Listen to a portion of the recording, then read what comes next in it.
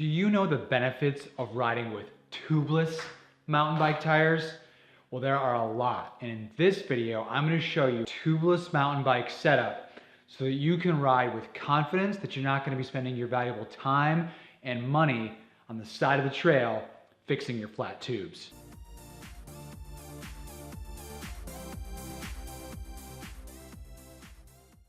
Hey, it's Coach Eric here bringing you weekly training and racing tips, especially for the off-road triathlete. So if you're new here, consider subscribing. But as you know, fixing flat tubes is so frustrating. In fact, I want to throw this again because today is all about tubeless mountain bike setup. I got a couple videos on how to change that flat tube. I did that for a while, but the day I changed to tubeless, which is what I'm going to show you today, was like the greatest day ever. Not only did I not waste time on the side of the trail, but I'm not wasting as much money on CO2s and spare tubes. In fact, I went this entire year, yes, 365 in terms of days, with no flats. I actually changed my tires before I had a flat tire. And so this really is what prompted this. I got to put on a new tire. So this is what I'm going to show you here. Not only are tubeless a time and money saver, but you can ride a lower PSI so you have more traction when you're out there on the trails. All right, to go tubeless, we just need a couple of things. Behind me here, I've got a brush or a sponge. This bucket has got some soapy water in it. We got a floor pump. We've got the Magic Stand sealant. We have a tire lever, removable valve core, no tube attached. And then we've got our tire. Here we go. If you're making the change from a tire with a tube and it's not already flat, go ahead and let the rest of the air out of it and take off the ring here. If you're applying a new tire, it would already be flat. If you're applying a new tire, just make sure it's a tubeless compatible tire. So if you've got that tire on there, you're going to want to work this around on both sides till it loosens it up. I'm going to get your tire lever into there and just move it so you're pulling it off the rim.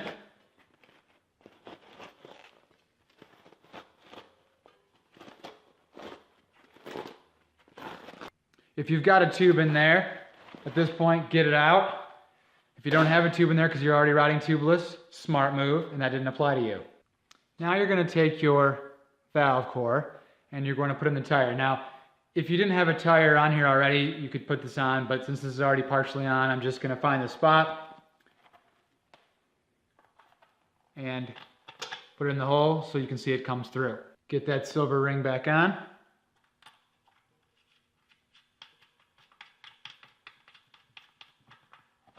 You're going to make sure this is really, really tight and push down with your finger here because you don't want there to be any air to escape. You want it to be able to seal as tight as possible. If it doesn't seem to be as tight as you want, you can even take a pair of pliers and make it even a little bit tighter, but you shouldn't have to do that at first. Try it without. So once that's nice and tight there, a pro tip is that you line up the name of the tire here with the with your valve spot. I'm not a pro, so sometimes I'll just purposely turn it, but it can be helpful because if it is where the lettering is, you know exactly how to find that valve if needed. Also, if you're putting on a new tire, if you look here, it has a directional arrow, so make sure the tire is rotating in the way that you want it to go before you actually put it on here. Now it's time to add stands sealant. Now, you can read the instructions on the back. It basically says, make sure you shake it a lot. Now you're actually going to pour a couple ounces into the bottom here. You can check as far as what you specifically need for your type of tire. Use each couple ounces. Adding a little bit extra is not going to hurt anything to make sure that it seals properly. Okay, if you're like me, you probably spilled it on the floor a little bit, but it's all right. So we've got our sealant in the bottom here. Now we're going to put the tire on, work around from the top. Get the other side on here. As you get closer to the bottom, as you get towards the end, you want to turn the wheel a little bit so that the sealant is not going to come out and it's rolling back into where you've already put the tire on.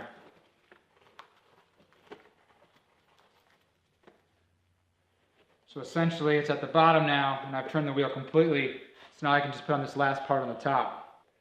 Newer tires are pretty tough, and so I usually, there we go, get the last bit on using the tire lever. So now the wheel's on both sides all the way around, stands liquids in, rotation's the right direction.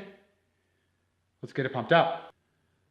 I like to put just a little bit of air in it, see if it starts to get it pumped up, and then we go to the brush and the soapy water. So you're gonna get it all around here on both sides. No idea how this actually works, but one of the smartest guys I know at the bike shop told me this is what you do. You don't question what he says, so this is what we're doing. It's supposed to help seal it.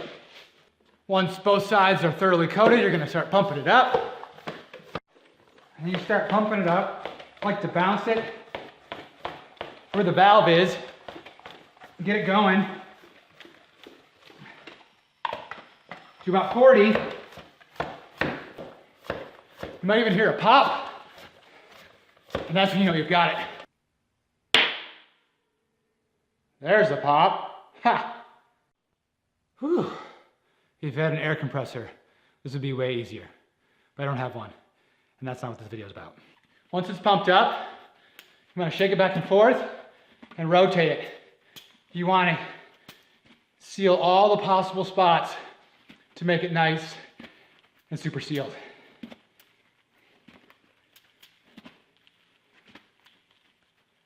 And it's going to fill all that. Now what you can also do, flip it around, do the other way, get all the way around. You can also lay it flat on something, for 10 minutes, and then flip it over, do the same. And then you're done with that, you do want to spin it and make sure it's not wobbly, but it'll also help get the sealant in there. But if you just do it this way, it won't coat the whole area. So again, make sure you're doing the shake. So you can leave it pumped up at 40 till next time you ride. And then I like to do it for a couple of times.